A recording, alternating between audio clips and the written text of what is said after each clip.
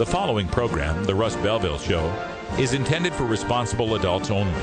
We advocate to the repeal of marijuana prohibition for adults. We discuss the science, culture, and controversy about America's marijuana laws. We do not advocate any illegal activity and encourage all listeners to learn their state and federal marijuana laws. Opinions and claims made by guests and advertisers on The Russ Belville Show are their own, and The Russ Belville Show cannot be held legally responsible for their validity or reliability. Viewer discretion is advised. You take a seed, you plant it, you grow it, you dry it, you roll it, you smoke it.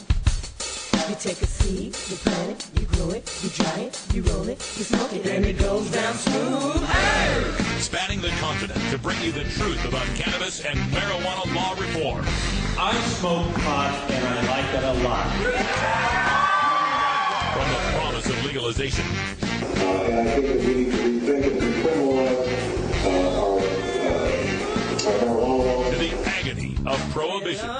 One major responsibility is to encourage people to use less drugs. The Russ Belville Show, the voice of the marijuana nation. Brought to you by the National Cannabis Coalition. Yeah, I hear you had a question for me. Now, here's your host, Radical Russ Belville.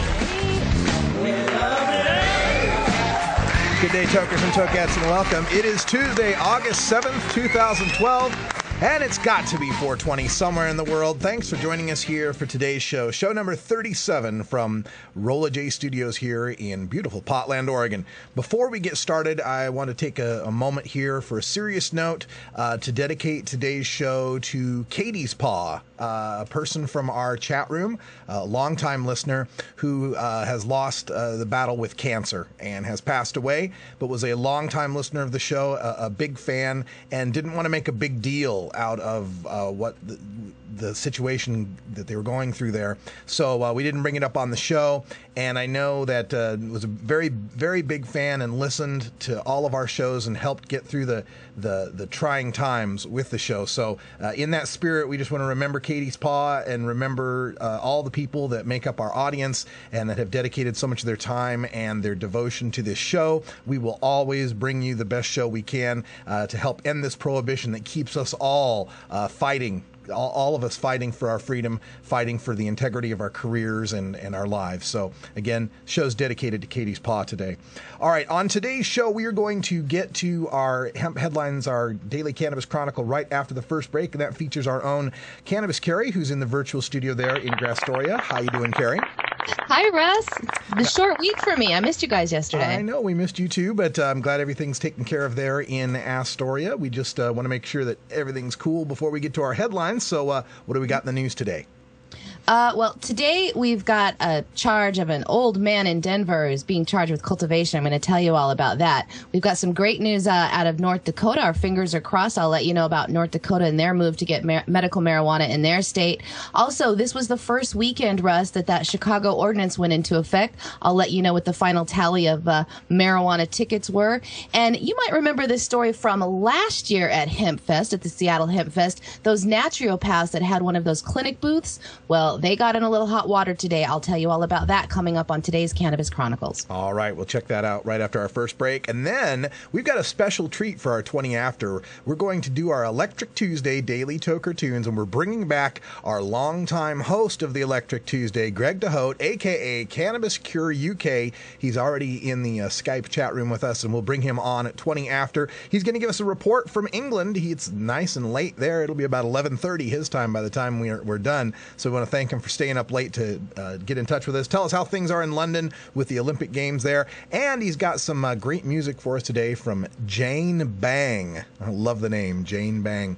Then at half past, we are speaking in our first segment that we've had of the Reformer's Reader, where we're going to encourage you to take a look at some of the books that are out there. And today, we're going to talk about this book, Too High to Fail, The Cannabis and the New Green Economic Revolution. The author, Doug Fine, is with us today. He was just coming off of a interview that he did on the Conan O'Brien show that we showed you a while back. He'll be joining us at 5:30 to talk about his newest book. Got a great review from Bill Maher in the New York Times. We'll talk about that as well. And then at the end of the show, I'm going to take time to rant about the direction of medical marijuana. That Seattle Hemp Fest naturopath story's got that in my mind. Some Montana medical marijuana decisions as well. We'll talk about it at the end of the show, and then we'll take it to hour 2, where we'll take your calls at 971-533-7111. Stick around. We'll be right back.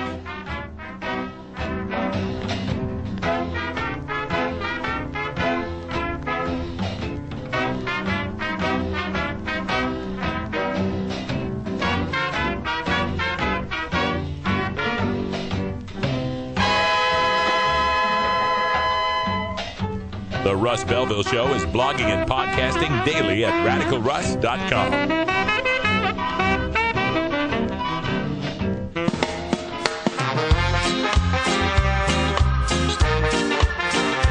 Support the Russ Belville Show. Text the word Russ to 420-420 and connect with the National Cannabis Coalition. You can also send $10 to the Russ Belville Show right from your smartphone. That's Russ to 420-420. You're listening to Radical Russ on the Russ Belville Show.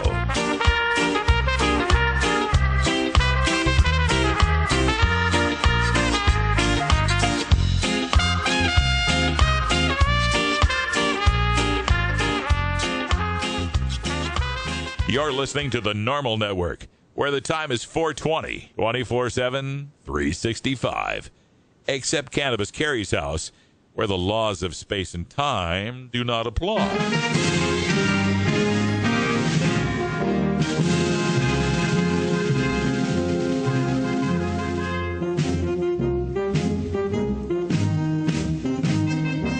Help us legalize it. Text NCC to 420-420 and send $10 to the National Cannabis Coalition.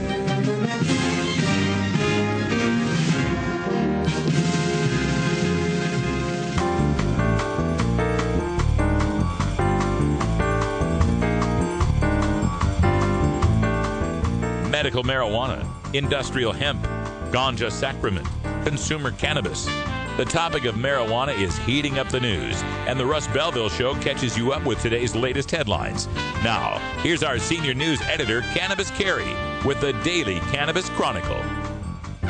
Voters in the state of North Dakota may have the chance to vote on a medical marijuana law this November if the North Dakotans for Compassionate Care have at least 13,500 valid signatures in the 20,000 that they turned in to the North Dakota Secretary of State's office. North Dakota, a state with a citizen-driven initiative process, has never voted on medical marijuana before.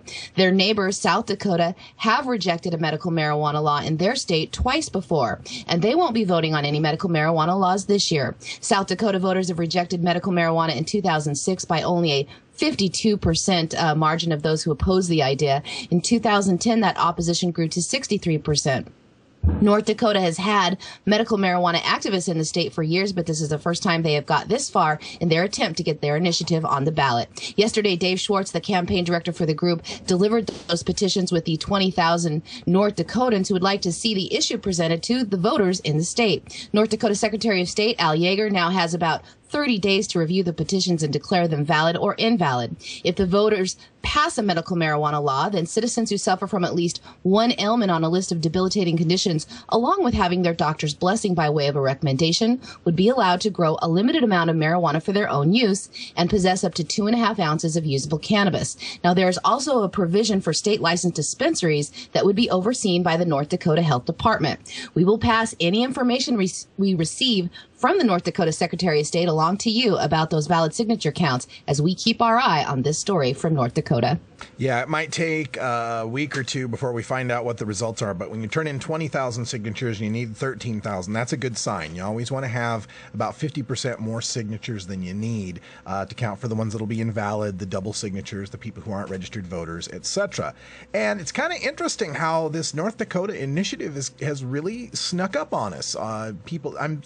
Those of us in the reform biz. I kind of vaguely knew that North Dakota was working on something, but we had no idea about how close they were to actually making the ballot. There's been so much attention that has been brought to Washington, Colorado, and now Oregon with their legalization measures. Now we've got, Massachusetts going to be voting on medical marijuana. It looks like North Dakota will have a chance to vote on medical marijuana. Montana is voting on a referendum on medical marijuana. Springfield, Missouri is voting on decriminalization of marijuana. The issue is now going to be, a major focus in 6 U.S. states, 7 if you count the city vote there in Missouri. So it's no longer the third rail of U.S. politics. It's no longer something that politicians need to fear about getting ahead of this issue, and recognizing that no matter what you might think about marijuana, you might hate potheads, you might think that marijuana is the demon drug that leads to heroin, whatever. You cannot rationally support keeping it from cancer patients, keeping it from AIDS patients when it could do something to help them with their condition. There's no rational reason to support that. It's just fear. It's just culture that we're talking about at that point. And when it comes to the legalization measures that are happening in the other states, that again is just culture and fear. If we accept that it's wrong to throw a cancer patient in jail because they were using a non-toxic herb for medical purposes, why then do we find that it's okay to throw a healthy person in jail for their recreational use of a non-toxic herb? It doesn't make a whole lot of sense either. And in fact, it's a better way to go if we just get past medical and legalize for everyone, and then we don't have to spend the time and the effort worrying about whether or not someone's gaming the system, and how in the world are we going to separate the people that are sick enough to keep out of a cage and the people that are healthy enough to put in a cage. But, step by step, North Dakota, we understand first step you got to take is the medical step, and we wish you all the luck in the world. Just a short week ago, the Chicago City Council passed a decriminalization ordinance in their city by a landslide vote of 43-3. The current cannabis laws in Chicago made any amount in your possession worthy of a $1,000 fine and up to 6 months in jail. The Chicago aldermen, along with the blessing from Chicago Mayor Rahm Emanuel and Chicago Police Superintendent Gary McCarthy, passed an ordinance so that less than 15 grams of marijuana in your possession would only get you a $250 to a $500 ticket and no criminal record. Obviously, no jail time. They passed the measure after a police study concluded that 18,000 people in Chicago were arrested last year for less than 10 grams of marijuana, tying up the police department for 45,000 police hours at a time when Chicago's violent crime rates have skyrocketed. The biggest problem with citing marijuana possession was that those arrested needed to go back to the station with the arresting officer and fill out paperwork, taking the policeman off the streets during a shift in neighborhoods where police were needed, most like the city's south and west sides. That new, more gentler ordinance became enforceable this Saturday, the same weekend as the Lollapalooza Musical Festival being held in Grant Park. Well, we now have the final tally, and only 11 tickets were issued this weekend for marijuana in Chicago. Typically, a summer weekend in Chicago would see an estimated 50 to 70 marijuana possession tickets handed out, so police do seem relieved of picking on tokers. Ronald Crawley, a telemarketer on the south side, became the first person ticketed under Chicago's new ordinance. He said that he and his girlfriend were pulled over because of a broken headlight, and the police stopping them noticed a half-smoked blunt in the ashtray. He said that he did end up going to the police station, spending about a half an hour while that ticket was processed, but he was released, and he said it was much better than spending a night in jail, a likely outcome under the old protocol. Now, the other 10 tickets were issued from all over the city. The new tickets are technically called administrative notices of ordinance violations. They'll cost you $250, but if you get a second violation within 30 days, that ticket does go up to $500. Now, the ordinance is being used as a protocol change within the department. Police still have the option to arrest you on a misdemeanor marijuana possession with that 6-month in jail charge and the $1,500 fine, since the definition of a misdemeanor merit charge was unaffected by the new ordinance. I wonder in which neighborhoods the cops will use more discretion on the tickets versus the arrests. I wonder what circumstances might lead them to decide that someone's worthy of taking in and filling out the paperwork and getting all the information on them. We'll have yet to see. We'll see how the statistics bear out from how many people get tickets versus how many people get arrested under this new protocol. But again, baby steps, folks. It's a good step. It's in the right direction. Let's stop arresting people for marijuana. I mean, it appears that you still need to punish them for something. We still need to give them a $250 fine. We still need to slap slap their hands and tell them they're bad people for taking the unapproved drug instead of the liquid one that sponsors all of our television events and our rock concerts and sporting events and so forth. But, it's a good thing. 11 tickets, 11 people that didn't have to spend time going back to the station, filling out paperwork, and at least 11 cops who weren't taken off the streets for 90 minutes to 2 hours. As long as I've done this show, I hope people have gotten the idea that I'm not anti-police. I'm not anti-law enforcement. In fact, I like cops. I like cops to bust people that hit other people and who destroy other people's property and who swindle other people and cause harm to other people. I'm a big fan of cops arresting those people and courts trying those people and prisons holding those people and keeping them out of society's way so that they're not harming anyone else. The problem is when we define people as criminals who are just doing something like holding marijuana or smoking marijuana. There is a great essay on this. You should check it out on Huffington Post. It's something about the criminalization of America. And it refers to an author who's written a book who says at any given time, any American within a 24-hour period will have committed at least 3 felonies a day. And that's not because we're too criminal. It's because we got too many criminal laws.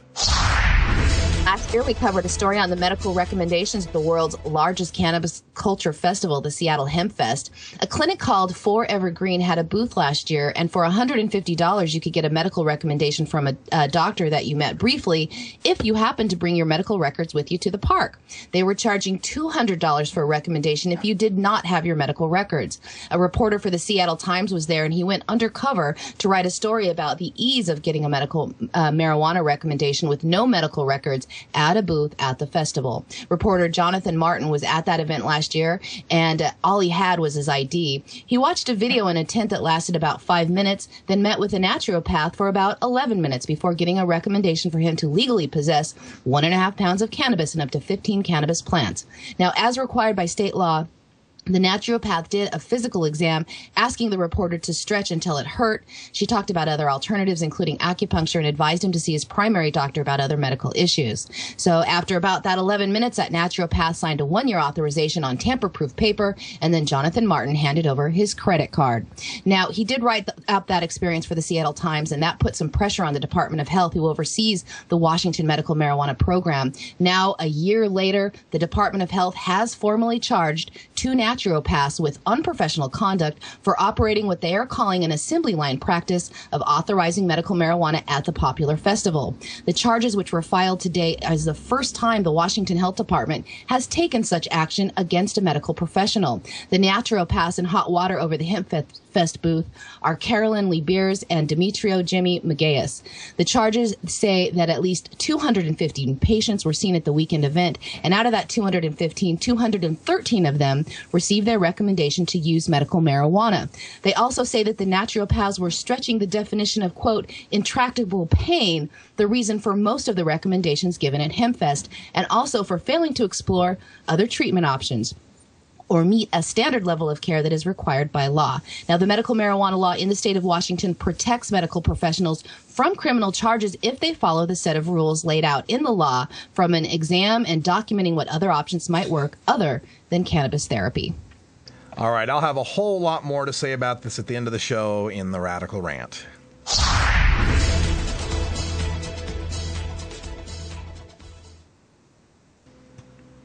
All right, and finally, we have one story on the 87-year-old pot grower who was busted. Carrie, do we still have you there? Yeah, I do. I got you right here. Sorry. An 87-year-old man is being held on charges that he had more than 400 marijuana plants in his backyard. Edward Bogdanovich lives in Denver, Colorado, is now facing charges of having more than 12 ounces of marijuana in his possession with intent to distribute more than 100 pounds due to the amount of plants he had been growing. He's also charged with cultivating marijuana in excess of 30 plants. Denver police said that the 87-year-old man presented the police with questionable state medical marijuana papers that would have provided that Bogdanovich had the legal right to grow 231 of those plants between himself and 2 others that were helping him grow that in his backyard. That puts Edward about 183 plants over his limit. Police put the weight of those growing plants they seized at 461 pounds, although that could hardly be classed as usable cannabis. Bogdanovich, who was contacted by ABC News, said he didn't own any of the plants that were growing in his backyard, and that the very day before that raid on his Denver home, he had diverted ownership of those plants and claims he has a notarized document to prove it. The almost 90-year-old man was released from jail on a $10,000 bond and is scheduled to be back in court this Thursday to enter a plea. He says that plea will be innocent. Well, all right. We've got a guy, 87-year-old guy growing pot plants. By God, we certainly need some law enforcement attention devoted to this. And, should he get convicted of this, no matter what the time is that he'd be put in to serve, given the conditions in American prisons, I mean, it would be basically, a life sentence for the guy. He'd end up dying in prison. And I don't think anybody really wants to see that. I sure hope they get it legalized in Colorado here so that things like this don't have to happen again. It's 420 back in Idaho, where Russ and Carrie were born. So we have to go connect with our Russ. You know what I mean? Please support these sponsors who support the Russ Belville Show. All right, when we come back, we've got Greg DeHote on the line, live from London, England, with our report on the Olympics and some Electric Tuesday music from Jane Bang. Then we got Doug Fine, author of Too High to Fail, joining us at 1:30. Stick around, the Russ Belville Show. Then you know you're talking to that reefer man. The law offices of Omar Figueroa would like to remind you to stand up for your rights. Please do not give up your precious liberties. There's nothing wrong with standing up for our constitutional rights, and in fact, it's the only way to honor the Constitution that recognizes our natural rights. Treat law enforcement with respect and respect the Constitution by standing up for your rights. If you are detained or arrested, stand up for your rights by repeating, "I respectfully invoke all my legal and constitutional rights. I do not consent to any search and seizure. I want to remain silent, and I want to speak to my attorney, Omar Figueroa." Omar Figueroa has more than a decade of experience in federal and California courts and graduated from Yale University, Stanford Law School, and Trial Lawyers College. Please contact the law offices of Omar Figueroa at 415-489-0420 or 707-829-0215. or on the web at www.omarfigueroa.com. I have to say that there was one question that was voted on that ranked fairly high, and that was whether legalizing marijuana would improve the economy and job creation. I don't know what this says about the online audience, but the answer is no. I don't think that is a good strategy to grow our economy. So,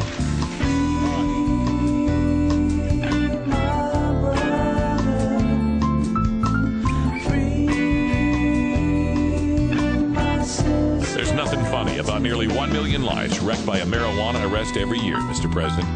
Politely tell President Obama what you think about legalization by calling the White House at 202-456-1111.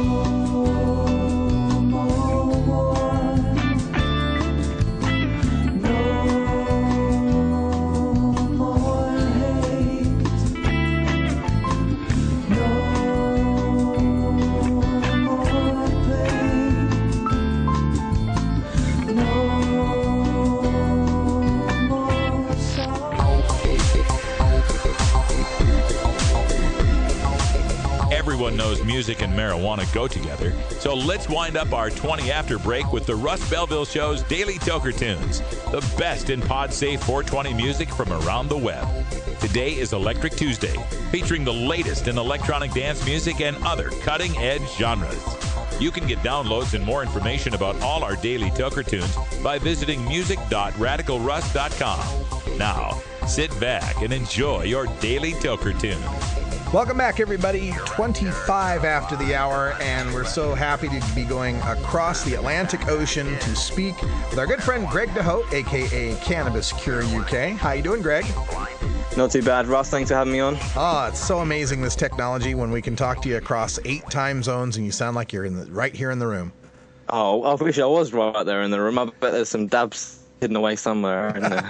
There might be some dabs in here somewhere, maybe in this thing here. Yeah, I think there's some debris-do right there. And there's some damn you. buttery buds right there. So, yeah, there we go. USA, USA.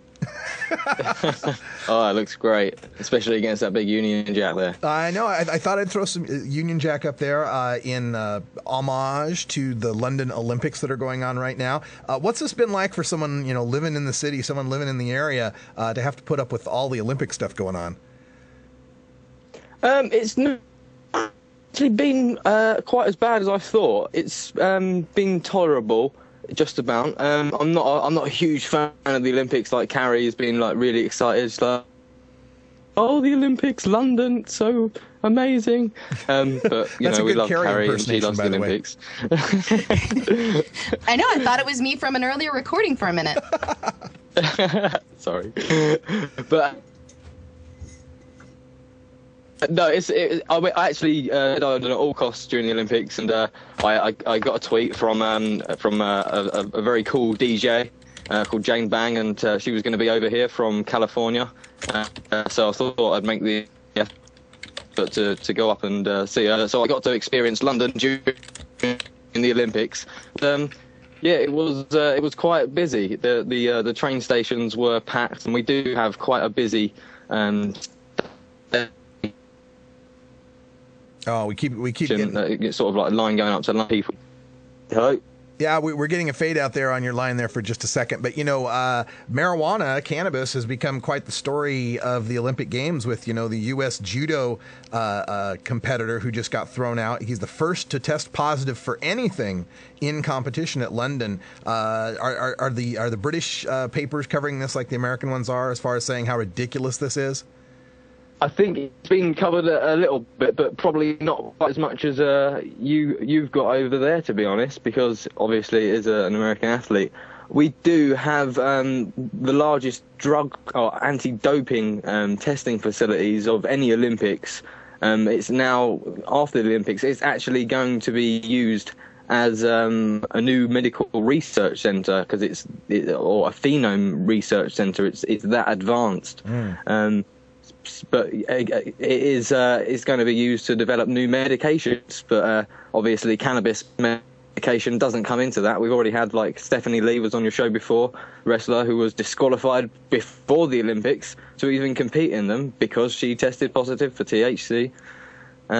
Just where are they going to draw the line? We've actually got a prescription THC available over here in a form of Marinol. It's called Nabilone over here, but we also have Sativex, which is THC and CBD in a mouth spray. So it shouldn't really be ruled out of the question too much. I believe is it WADA, WADA? They were talking about removing marijuana or cannabis from the list there as well. So why is it this is an issue now? We've got two of the most famous athletes of all time, of current time. Usain Bolt, fastest man in the world, fastest man in the water. Well, he's won the most medals in the water. Let's put it that way. Michael Phelps, and we're losing your connection, Greg. I'm going to have to move it on to the music right now. But thanks for calling in. But we're losing the connection there to London. We'll get back in touch with you again sometime later. In the meantime, we're going to go to this video. This is Gigi Baracco versus Jane Bang, and it's called Crunk It for your Electric Tuesday Daily Toker Tunes. We're back with Doug Fine. Hi, is this Doug? It is. I like my.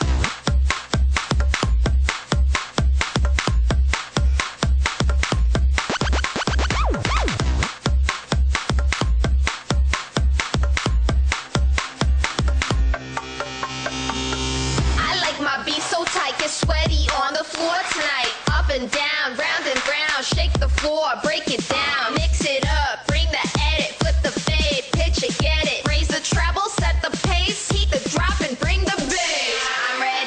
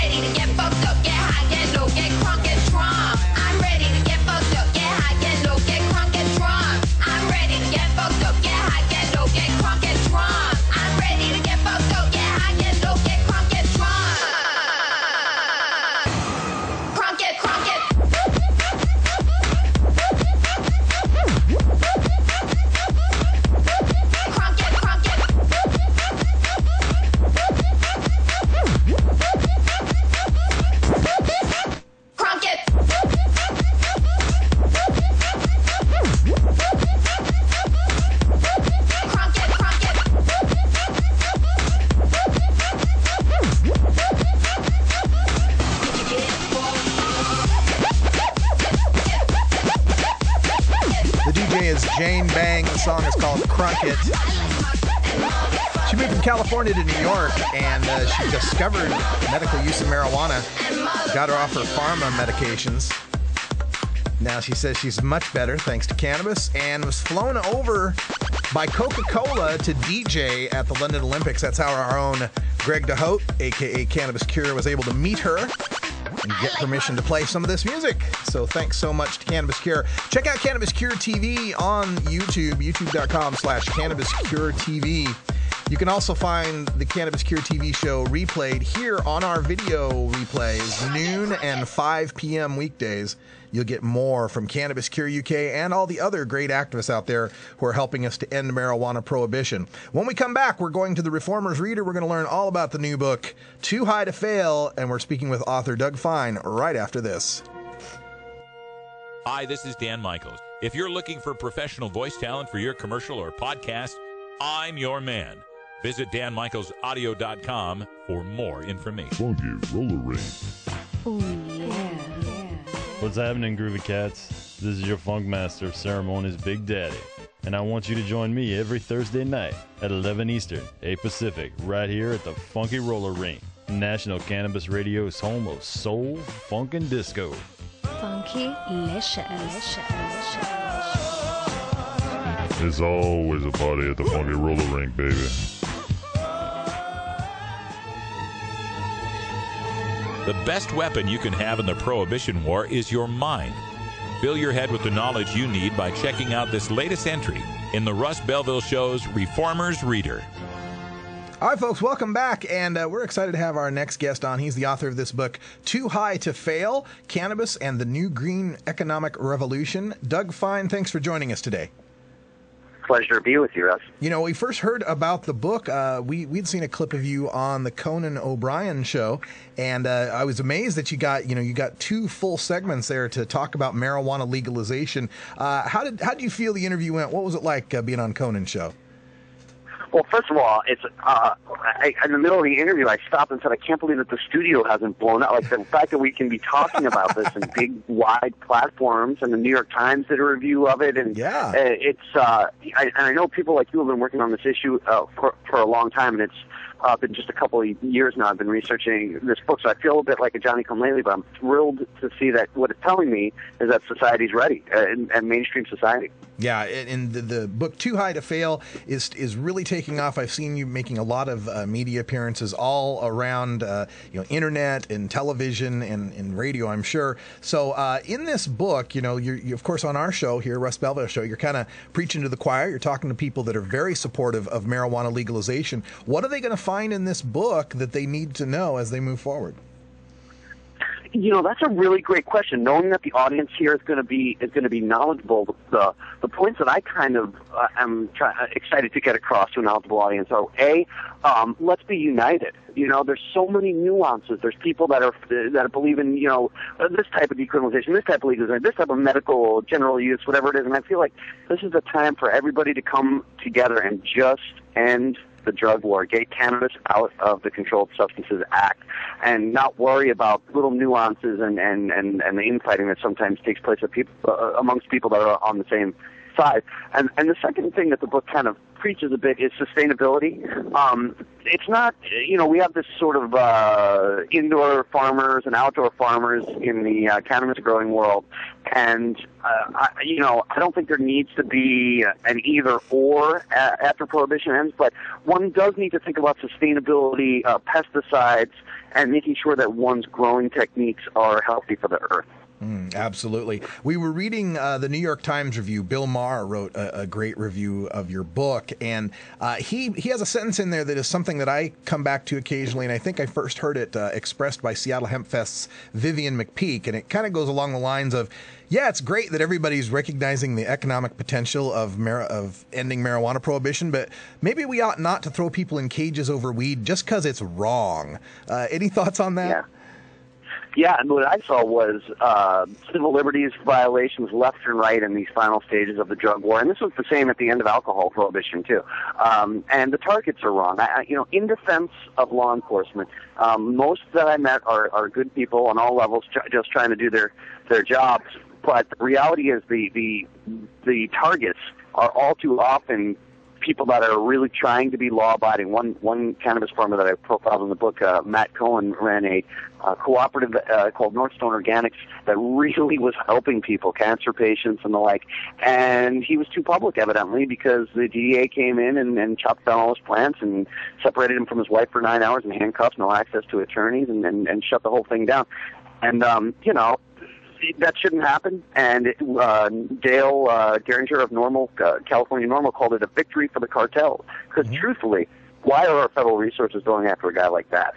Yeah, it's hard to comprehend. We're talking about the book Too High to Fail: Cannabis and the New Green Economic Revolution. Doug Fine is the author here. And Doug, when I saw you on the Conan O'Brien show, it's always an eye opener to me, because in my job here, again, talking to a much more educated audience on the issue, I'm always looking for the finer points of the argument that might have been overlooked. Whereas talking to Conan, he was gobsmacked by the idea that marijuana was our #1 cash crop. Are there some other facts that you've come up with when you speak to these mainstream audiences that, like, our audience would go, well, yeah, of course, but they're just totally shocked by? Russ, that's a terrific question, and I'll try and answer it, but I should say that big picture, I kind of see my role as a regular guy. I'm a patriotic American. I'm a father. I'm a law-abiding guy. I'm just trying to speak to let's say recent polls are saying 56% of Americans are saying, and prohibition overall, get cannabis out of the Controlled Substances Act. So I'm speaking to those 44% that aren't quite there yet and trying to let them know the basics, much less nuanced than our audience today on this show would be aware of. So as for those basics, I don't think all Americans understand just how benign and harmless and long used the cannabis plant is. That would be a big one. Yeah, the 5,000 years of use dating back to Chinese emperors and even in the U.S. pharmacopoeia until the 1941 or so. In investigating this book, Doug, were there some things in it that shocked you, that you were amazed to find out that you didn't expect to find? Yeah, well, the first thing is just the big numbers. I mean, even within Mendocino County, which is where I concentrated my research as a jumping-off point for what the drug peace era will look like nationwide and worldwide, it's a tiny county, 80,000 people, and the estimated annual revenues from the cannabis plant are $6 billion. And the #1 legal plant, currently legal plant federally of grapes is $74 million. So you're a young farmer in the 4-H club. Which crop do you choose?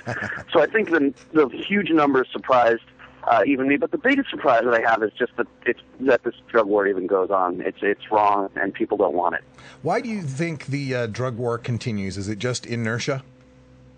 That's the #1 thing. I think the #1 thing is when you have a multi-billion-dollar bureaucracy, a lot of jobs go on. The analogy that keeps coming to mind for me is when a military base is obsolete, often it doesn't shut down for decades because the congressperson in that district doesn't want to lose the jobs, and they just keep funding something that's not needed anymore.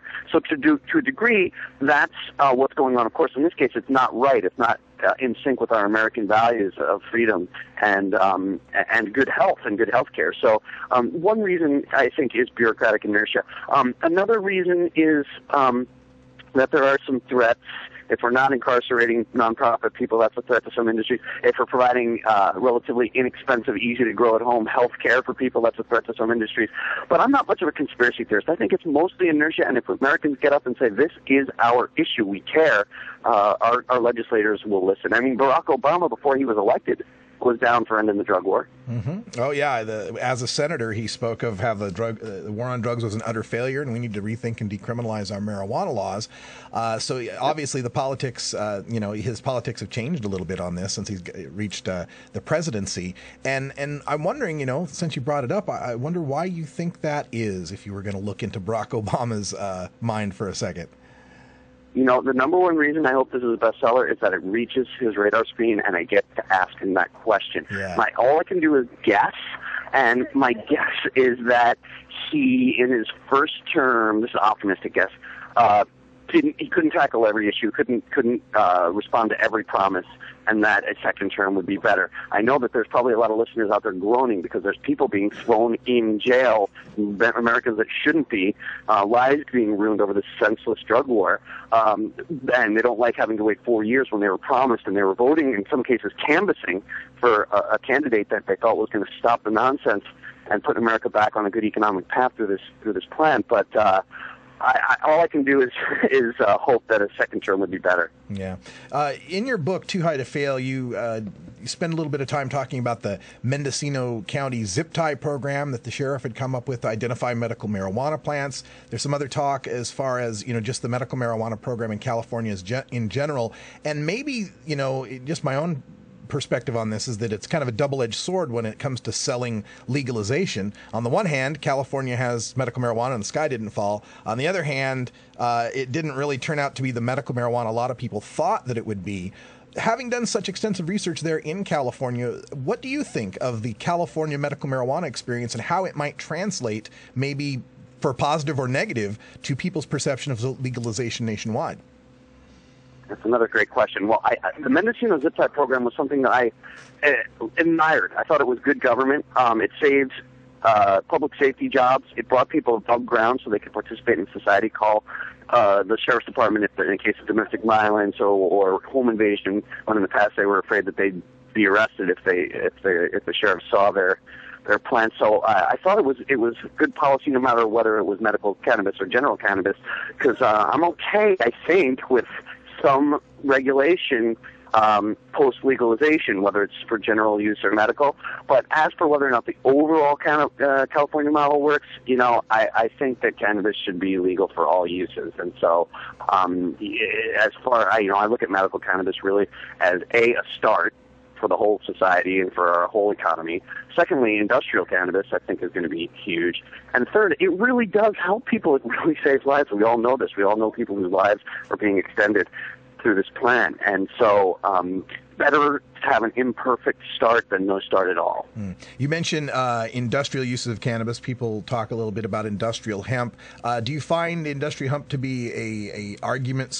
Does it help swing the argument when you're talking to that 44% that's not on our side? It may. I think, honestly, old and young, left-wing and right-wing people know that cannabis is a good plant and that it's not a problem and it shouldn't be lumped in with dangerous drugs like pharmaceuticals like Oxycontin or like alcohol or crack and meth and all that terrible stuff. I think that people recognize that alone, but I do agree that when you put in the industrial argument, it does broaden it, as it should, because it's a potential biofuel for weaning us from foreign oil. Absolutely, among so many other things that it can be used for. Doug Fine, we want to make sure that, here you are, you've graced us with your presence, talking to the audience that, is already on your side and definitely wants to get a hold of this book. We know you've got other appearances coming up, and maybe, some of our audience want to, get a hold of their moms or dads or grandmas and grandpas to see you on a more mainstream platform. Can you tell us some of the outlets where we'll get to see you in the next few weeks? Sure, and thanks for asking. So on my website, dougfine.com, there's an events link, and there'll be events pretty much all over, and there's more adding all the time. But in the next few weeks, Colorado, several locations, and 6 events in California, and one of them in Northern California, a benefit for a sustainable cannabis growers organization called the Emerald Growers Association, which I'm pretty excited to help those guys get off the ground. All right. And we're looking right now, dougfine.com/events. You can find all the information there. And Doug, thanks for being here on the Russ Belville Show. We also were just wondering, as you move forward, are there more cannabis-related books in your future, or do you think you'll move on to other subjects?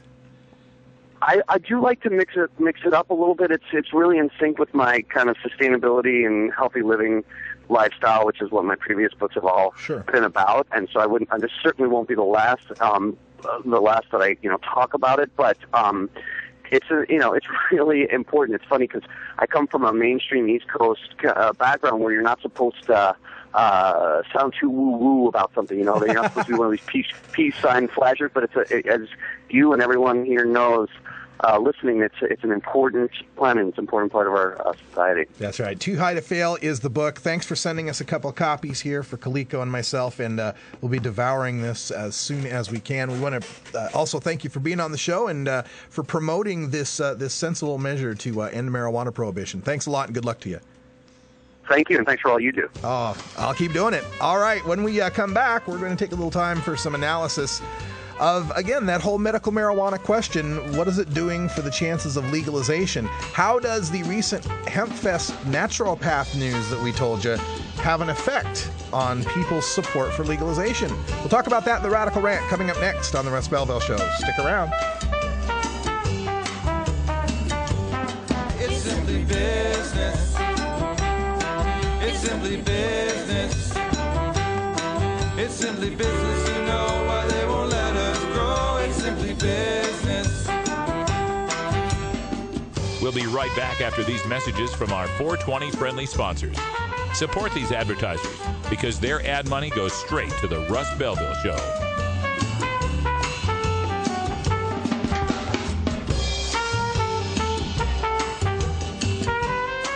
You're tuned into the Russ Belville Show, the voice of the marijuana nation. Brought to you by the National Cannabis Coalition.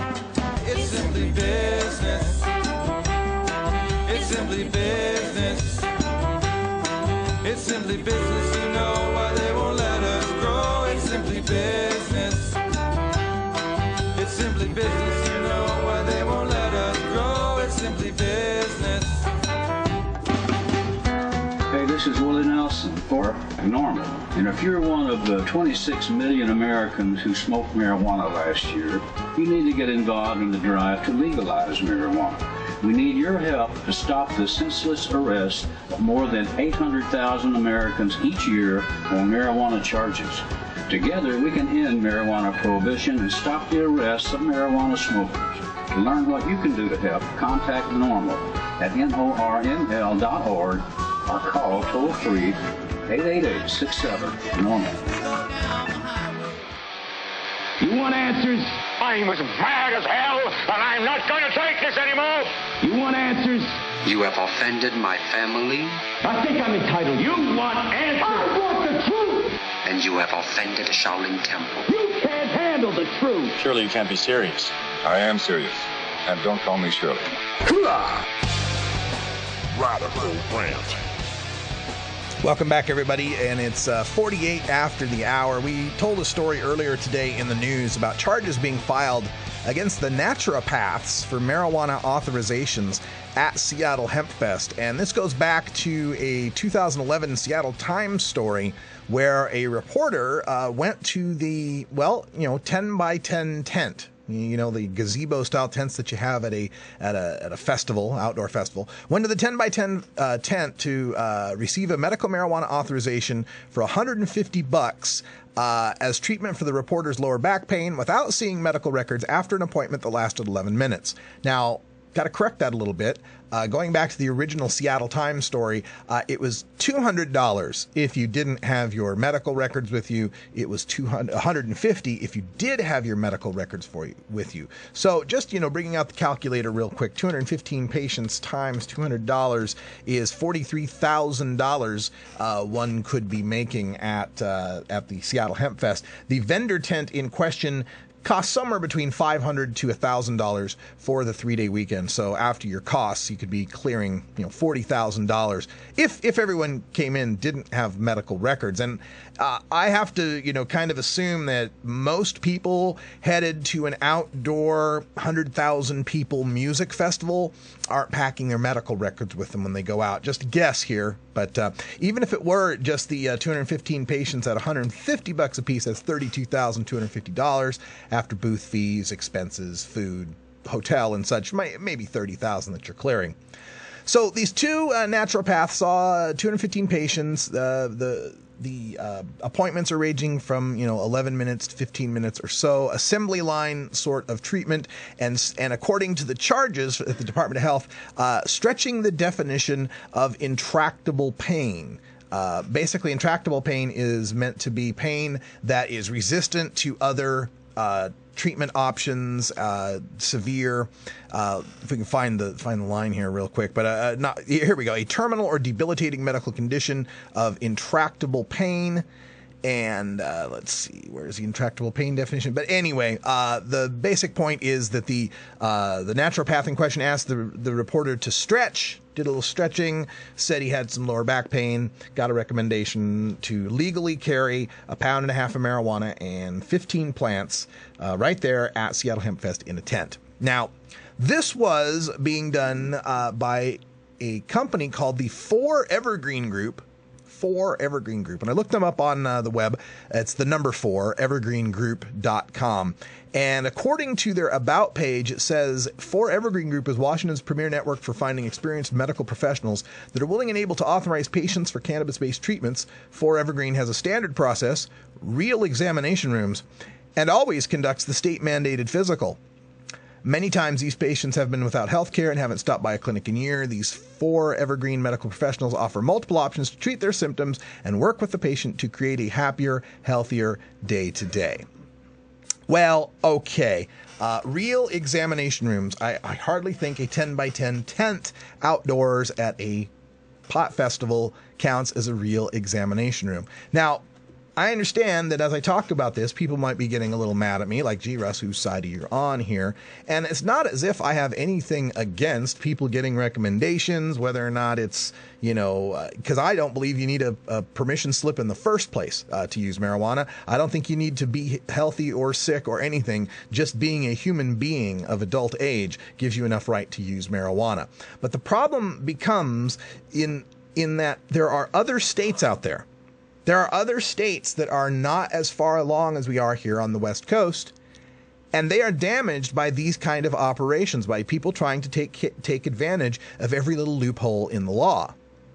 When they're in North Dakota trying to vote on whether or not they're going to have medical marijuana, after the activists up there put in all their time and effort to convince people, no, this is really about people in pain. This is really about helping cancer and AIDS patients. This is really about saving lives and ending suffering and exhibiting compassion. Those words ring kind of hollow when the opponent can go to the Seattle Times and pull up the story about the docs in a tent who spend 10 minutes, ask you to stretch, and the next thing you know, you got medical marijuana. Okay? So the point that I'm trying to get at here is that this is inevitable. This was bound to happen. It didn't matter how we made medical marijuana, didn't matter what rules we put forth with medical marijuana, no matter how it was regulated, people who wanted to smoke pot were going to find a way to use that to their advantage. It's human nature to have what I call arrest anxiety syndrome, the fervent desire to not be thrown in a cage. And so people forced into that situation to protect themselves and their families and their careers and their educations and their property go to extraordinary lengths. Also, people trying to make a living and people trying to help people that they consider to be sick, or just people who consider the illegality of cannabis to be wrong in the first place, are bound to try to find every little loophole, every little exception they can in the law to be able to make money at what they're doing.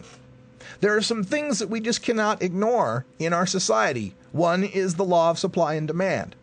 There is cannabis. Lots of people want to use it. Most of them not for medical purposes. So long as that demand exists, somebody will supply it.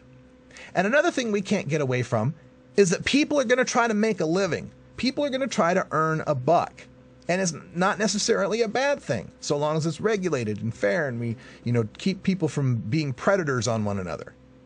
But those two things are not purposely, but they are inevitably come into conflict with the fact that we're trying futilely to separate healthy people from sick people as to who is worthy of a cage for marijuana.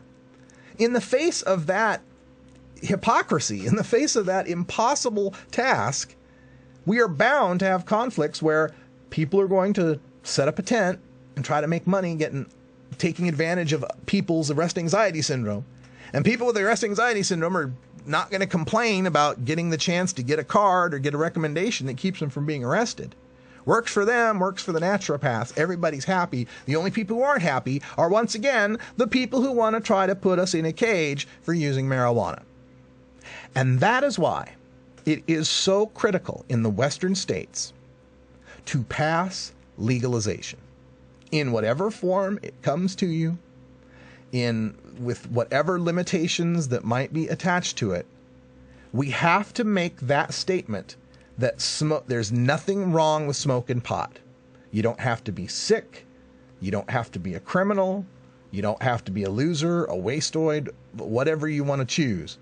That it's okay to smoke pot. Not just decriminalize, not just, oh, it's a bad thing, so we'll just fine you because that's cheaper. Not just tolerated like the Netherlands where, well, yeah, it's illegal, but we'll look the other way. All of those, every way that every country, every state has ever dealt with cannabis, well, recently, has been to punish its users, to assume right out of the gate that using marijuana is something we need to stop, something we need to prevent. And so long as we keep doing medical marijuana, that continues to say healthy marijuana use is something that needs to be prevented. So long as we do decriminalization, we're saying healthy marijuana use is something that needs to be punished with a fine. So long as we do tolerance, like the Netherlands, then we have a situation where, well, it's okay, we just will look the other way. We have to make the stand, we have to plant the flag, we have to establish the beachhead in our right, our human civil liberty to do with our bodies what we choose. This isn't just about marijuana, people. Marijuana is just the symbol, if you will, of the greater fight to determine who controls this. Who controls the mind? Who controls the body? Whose body is it anyway? What rights do the government have to control our culture, to control how we behave with one another and how we treat ourselves? Marijuana is just the kind of the window dressing of that big fight, and it extends into so many other areas in our world, so many other areas. So when I see these stories of the Montana Supreme Court putting more limitations on their medical marijuana law, when I see the federal crackdown in California, and now we got more letters in Colorado where they're trying to shut down dispensaries, and when I see charges from medical boards now coming up against some of these practitioners who are running these assembly line medical marijuana recommendation services, this all is handwriting on the wall to me that points to the need to end the charade and just legalize for all of us. Not saying that medical use is a charade. I'm not saying that people don't get medical benefit from it. I'm saying that any system we set up that tries to keep healthy and sick separated in their cannabis use is a charade and bound to fail. Because the healthy will always find a way to try to stay out of jail, and that will imperil the sick people's credibility trying to pass their laws. Let's all get together on this. Let's pass 502 in Washington. Let's pass A64 in Colorado. Let's pass Measure 80 here in Oregon. Let's pass decriminalization in Springfield. Medical marijuana in Montana, in North Dakota, in Massachusetts. We are winning, folks. Stick around with us for hour two. We'll talk more about this and take your calls at 971-533-7111. For Wiz Khalifa and Cannabis Carry, I'm Radical Russ. And until next time, take care of each other, tokers. This is the Russ Belville Show. The Russ Belville Show is blogging and podcasting daily at RadicalRuss.com. You take a seed, you plant it, you grow it, you dry it, you roll it, you smoke it. You take a seed, you plant